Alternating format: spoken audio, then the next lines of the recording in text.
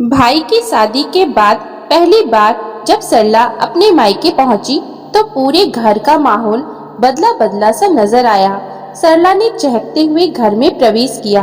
सबसे पहले वो अपनी नई भाभी दिव्या से मिली और उसे गले लगाते हुए बड़े प्यार से बोली, हेलो भाभी, कैसी हो?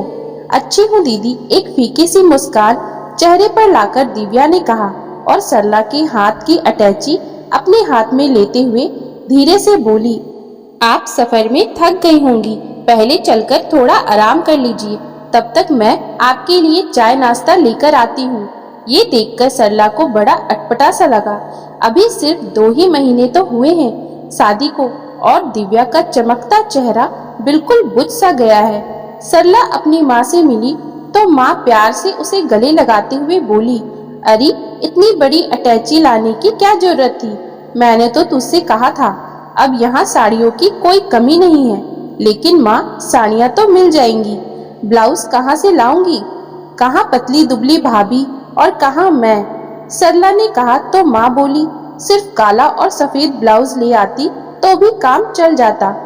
अरे ऐसे भी कहीं काम चल पाता है? बाथरूम में साबुन तौलिया रखते हुए सरला ने कटाक्ष किया। हाथ मुंह धोकर सरला ने थोड़ा आराम किया। तब तक दिव्या ने नाश्ता लगा दिया। सरला बार बार महसूस कर रही थी कि दिव्या जो कुछ भी कर रही है वो महज फॉर्मेलिटी ही है, उसमें कहीं भी अपनापन नहीं है। तभी सरला को कुछ याद आया। वो बोली, देखो तो भाभी, मैं तुम्हारे लिए क्या लाई हूँ। सरला ने एक खूबसूरत सा पर्स दिव्या को थमा दिया। दिव्या ने उचटती सी नजर से उसे देखा और अपनी सास की ओर बढ़ा दिया।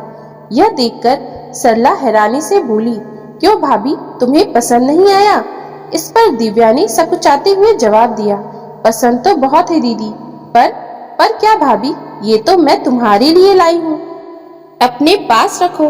दिव्या असमंजस की स्थिति में पर्स लिए खड़ी रही। माँ जी चुपचाप दोनों को देख रही थी। क्या बात है माँ, भाभी इतना संकोच क्यों कर रही हैं? अरे अब नखरे ही करती रहेगी, उठाकर रखेगी भी। पता नहीं कैसी पढ़ी लिखी है, दूसरे का मन रखना जरा भी नहीं जानती। नखरे तो नाक पर रखे रहते हैं, माँ ने तीखे स्वर में कहा। सरला का अपनापन पाकर दिव्या के अंदर कुछ पिघलने लगा। उसकी आंखें सरला से छिपी न रह सकी। सरला सभी के लिए कोई न कोई उपहार लाई थी। छोटी बहन उर्मिला के लिए सलवार सूट, भाई उमेश के लिए टाई और छोटे भाई दिवाकर के लिए टी शर्ट। उसने सारे उपहार निकालकर सामने मेज पर रख दिए। सब अपने अपने उपहार लेकर बड़े खुश थे। दिव्या चुप बैठी सब देख रही थी। भाभी, आप कश्मीर घूमने गई थी, हमारे लिए क्या लाई? सरला ने हंसते हुए दिव्या को टोका तो दिव्या एक फीकी सी मुस्कान के साथ जमीन ताकने लगी। भला क्या जवाब दे? तभी दिवाकर ने कहा, दीदी, भाभी जो उपहार लाई थी वो सब तो माँ के पास है, अब माँ ही आपको दिखाएंगी। दिवाकर तो बहुत बोलने लगा है, माँ ने तुरंत उसे झिड़क दिया। इसमें डांटने की क्या बात है माँ, दिवाकर ठीक ही तो कह रहा है। उमेश ने दिवाकर की बात का समर्थन किया। अब तू भी बहू का पक्ष लेने लगा? ये कहते हुए माँ की जुबान में कड़वाहट घुल गई। इस पर उमेश रोष भरे स्वर में बोला, सरला, तुम ही बताओ कि इसमें पक्ष लेने की बात कहाँ से आ गई? मैंने एक छोटी सी बात सीधे शब्दों में कहा है। पता नहीं माँ को क्या हो गया है, जब से शादी हुई है मैं तो तंग आ गया हूँ। जरा सा भी बोलता हूँ तो माँ कहती है कि मैं दिव्या का पक्ष लेता हूँ। स्थिति विस्फोट हो इससे पहले दिव्या उठकर अपने कमरे में चली गई। उसने आंचल से आंखें पोंछ डाली। मन ही मन दिव्या सोचने लगी कि अभी तो गृहस्थ जीवन शुरू ही हुआ है, अभी से ये हाल है तो आगे क्या होगा। जिस तरह सरला अपने भाई बहनों के लिए उपहार लाई है, उसी तरह दिव्या भी सबके लिए उपहार लाई थी। अपने इकलौते भाई मनीष के लिए टी शर्ट और अपनी मम्मी के लिए शॉल कितने मन से खरीदी थी। पापा का सिगरेट केस कितना खूबसूरत था, उसे याद है। चलते समय उसके पापा ने 2000 रुपए चुपचाप उसके पर्स में डाल दिए थे कि उनकी लाडली घूमने जा रही है। मम्मी पापा और मनीष उपहार देखकर कितने खुश होंगे, इसकी कल्पना से वो बेहद खुश थी। सरला, उर्मिला, माजी और दिवाकर के लिए भी दिव्या कितने अच्छे उपहार लाई थी। उमेश ने खुद उसके लिए मोतियों की माला खरीदी थी और वो कश्मीरी कुर्ता जिसे पहनकर उसने फोटो खिंचवाई थी। कश्मीर से कितने खुश खुश लौटे थे वो और एक एक सामान निकाल कर दिखा रहे थे। माँ जी के लिए कश्मीरी सिल्क की साड़ी, पापा जी के लिए गरम कोट, उर्मिला के लिए कश्मीरी कुर्ता, दिवाकर के लिए घड़ी और सरला के लिए गरम शॉल। माँ जी एक एक सामान देखती गई और फिर सारा सामान उठाकर अपनी अलमारी में रखवा दिया। तभी माँ जी की नजर दिव्या के गले में पड़ी मोतियों की माला पर पड़ी थी। अंत विचार दिव्या के गले में पड़ी खूबसूरत माला को देखकर छोटी ननद उर्मिला ने कहा, भाभी क्या ये माला भी वहीं से ली थी? बड़ी प्यारी है, जरा दिखाना तो। और तब दिव्या ने वो माला अपने गले से उतारकर उर्मिला को दे दी थी। उर्मिला ने पहनकर देखा तो माँ जी एकदम बोल उठी, उर्मी ये तो तुझ पर ज्यादा जम रही है, चल अभी उतार कर रख दे, कहीं आने जाने में पहनना, रोज पहनने से इसकी चमक खराब हो जाएगी।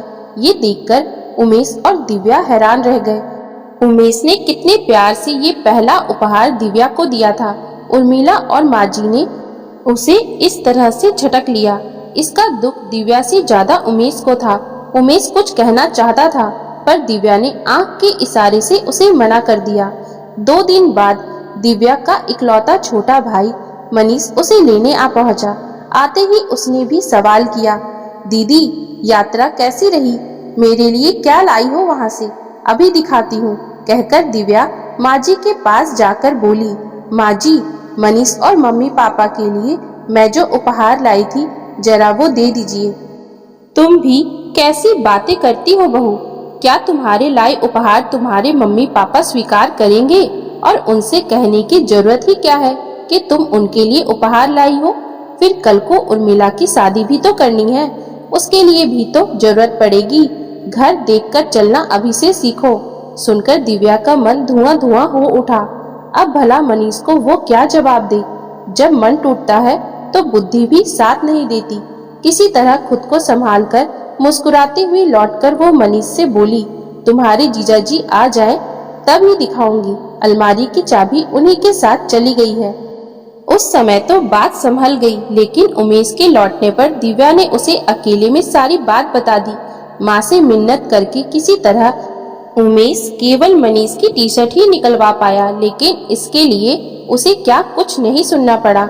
मायके से मिले सारे उपहार माँ जी ने पहले ही उठाकर अपनी अलमारी में रख दिए थे।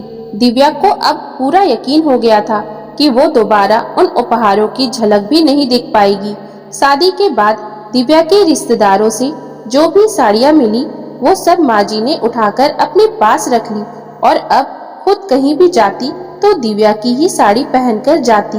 उर्मिला ने अपनी पुरानी घड़ी छोड़कर दिव्या की नई घड़ी बांधनी शुरू कर दी थी। ये सब देखकर दिव्या का मन बड़ा दुखता, लेकिन वो चुप रह जाती। कितने मन से उसने सारा सामान खरीदा था। समझता उमेश भी था, पर माँ और बहन से कैसे कुछ कह सकता था। क्या हो रहा है भाभी? सरला की आवाज सुनकर दिव्या वर्तमान में लौट आई। कुछ नहीं दीदी, आओ बैठो। भाभी तुम्हारा कमरा तुम्हारी ही तरह उखड़ा उखड़ा लग रहा है, बिल्कुल रौनक नहीं लगती। देखो यहाँ साइड लैंप रखो, उस जगह पर फूलों का गुलदस्ता और यहाँ पर मोर वाली पेंटिंग टांगना, बहुत सुंदर लगेगी। अच्छा बताओ तुम्हारा सामान कहाँ है? तुम्हारा कमरा मैं ठीक करा देती हूँ। उमेश को तो कुछ होश रहता नहीं और उर्मिला को तमीज नहीं। सरला ने कमरे का जायजा लेते हुए कहा, आपने बता दिया है, मैं सब बाद में ठीक कर लूंगी दीदी, अभी तो शाम के खाने की तैयारी कर लूं।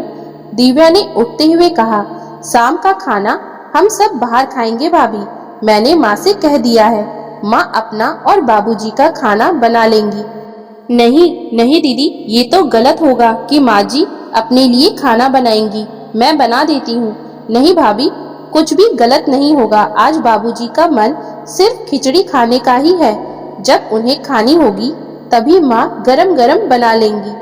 तुम नहीं जानती भाभी कि कितनी मुश्किल से सिर्फ 2 दिन के लिए आई हूँ मैं। तुमसे बातें करना चाहती हूँ और तुम मुझसे दूर भाग जाना चाहती हो। सच बताओ क्या बात है, तुम्हारा चेहरा क्यों उतरा रहता है? मैं जब से आई हूँ कुछ गड़बड़ महसूस कर रही हूँ। उमेश भी उखड़ा उखड़ा सा लग रहा है। आखिर बात क्या है, समझ नहीं पा रही। कुछ भी तो नहीं दीदी, आपको वहम हुआ है, सब कुछ तो ठीक है, दिव्या ने नजरें चुराते हुए उदास स्वर में कहा।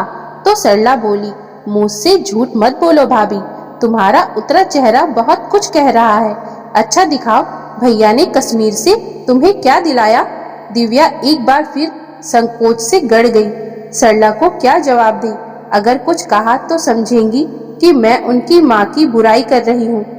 दिव्या ने एक बार फिर झूठ बोलने की कोशिश की। दिलाते क्या, बस घूम ही आए। ये सुनकर सरला बोली, मैं नहीं मानती, ऐसा कैसे हो सकता है। अच्छा चलो अपनी एल्बम दिखाओ। और दिव्या ने एल्बम सरला को थमा दी। तस्वीरें देखते देखते सरला एकदम चिहुक उठी। एक तस्वीर में उमेश अपने हाथों से दिव्या को बेहद खूबसूरत मोतियों की माला पहना रहा था। ये देखकर वो बोली, देखो भाभी, तुम्हारी चोरी पकड़ी गई। यही माला दिलाई थी ना भैया ने। अब तो दिव्या के लिए झूठ बोलना मुश्किल हो गया। उसने धीरे धीरे अपने मन की सारी गांठें सरला के सामने खोल दी। सरला गंभीरता से चुपचाप सब सुनती रही। फिर दिव्या की पीठ थपथपाती हुई बोली, चिंता मत करो भाभी, सब ठीक हो जाएगा। अब तुम बाहर चलने के लिए तैयार हो जाओ, उमेश भैया भी आते ही होंगे। पर अब दिव्या मन ही मन डर रही थी कि हाय, अब क्या होगा। वो सोचने लगी कि सरला से ये सब कहकर उसने सही किया या गलत। बाहर वो सबके साथ गई जरूर, लेकिन उसका मन जरा भी नहीं लगा। सभी खुशी से चहक रहे थे, पर दिव्या सबके बीच होकर भी अकेली बनी रही। लौटने के बाद भी उसकी सारी रात अजीब कसम बीती। उमेश भी दिव्या को परेशान देख रहा था। उसके बार बार पूछने पर दिव्या ने सिर दर्द का बहाना बना दिया। नाश्ते के बाद सरला ने दूसरे दिन सुबह कमरे में आकर कहा, भैया आज आपके दफ्तर की छुट्टी है, मैटिनी शो देखने चलेंगे। उर्वशी सिनेमा में बहुत अच्छी फिल्म लगी है। सब जल्दी जल्दी अपने काम से निपटे। दिव्या भी पिक्चर जाने के लिए तैयार होने लगी। तभी उसकी छोटी ननद उर्मिला ने आकर कहा, भाभी, माँ ने कहा है आप ये माला पहनकर जाएंगी। और माला के साथ ही उर्मिला ने उसकी घड़ी भी ड्रेसिंग टेबल पर रख दी। ये देखकर दिव्या को बड़ी हैरानी हुई। उमेश भी कुछ समझ नहीं पा रहा था, आखिर ये चमत्कार कैसे हुआ। सब पिक्चर देखने गए, लेकिन उर्मिला, माजी और बाबूजी घर पर ही रह गए। दिव्या और उमेश पिक्चर देखकर लौटे और अपने कमरे में गए तो जैसे उन्हें अपनी ही आंखों पर विश्वास नहीं हो पा रहा था। ये कमरा तो उनका अपना नहीं था। इस कमरे में तो सब कुछ बदला बदला सा था। दिव्या ने देखा, सरला पीछे खड़ी मुस्कुरा रही थी। दिव्या को ये समझते देर नहीं लगी कि ये सारा चमत्कार सरला दीदी की वजह से हुआ है। उमेश कुछ समझा कुछ नहीं। शाम की ट्रेन से सरला को वापस जाना था। सब तैयारियां हो चुकी थी। दिव्या सरला के लिए चाय लेकर माजी के कमरे में जा रही थी। कमरे के बाहर पहुंचते ही उसने सुना, सरला दीदी माजी से कह रही थी, माँ, आज तुम दिव्या भाभी के साथ जो सलूक करोगी, कल वही सलूक वो तुम्हारे साथ करेगी तो तुम्हें बुरा लगेगा, पर तब तुम लोगों को उन्हें बुरा कहने का कोई हक नहीं रहेगा, क्योंकि तब बहुत देर हो चुकी होगी। वो अभी नई है। अभी तुम लोग उनके साथ जैसा व्यवहार करोगे वो जिंदगी भर के लिए उनके कोमल मन पर छप जाएगा। उनके मन पर कैसी छाप डालनी है, अच्छी या बुरी, यह तुम्हारे हाथों में है। माँ भाभी को अपना बनाने के लिए उनका कुछ छीनो मत, बल्कि उन्हें दो। और उर्मिला, तू भी भाभी की कोई चीज अपनी अलमारी में नहीं रखेगी। बात बात पर ताना देकर तुम लोग भैया को भी खोना चाहती हो। जितनी गांठें तुमने लगाई है, एक एक करके सब खोल दो। याद रहे, अब आगे फिर कोई गांठ न लगे। दिव्या चाय की ट्रे हाथ में लिए ये सब सुनकर दरवाजे पर खड़ी आंसू बहा रही थी। वो अंदर आकर बोली, दीदी, आप जैसी ननद सबको मिले। चाय की ट्रे मेज पर रखकर दिव्या ने सरला के पाँव छूने को हाथ बढ़ाए तो सरला ने तुरंत उसे गले से लगा लिया। माँ के कटु व्यवहार ने सारे घर की शांति को धुआं धुआं कर दी थी। ऐसे में सरला ने अपनी माँ और बहन को ऐसी सीख दी कि घर की खोई हुई शांति और खुशी फिर से लौट आई। तो दोस्तों, अगर आपको हमारी आज की ये कहानी अच्छी लगी हो तो कृपया आप हमारे चैनल को लाइक, शेयर और सब्सक्राइब जरूर कर लें, जिससे हम आपके लिए और भी अच्छी अच्छी कहानियाँ लाते रहें। Thank you for watching.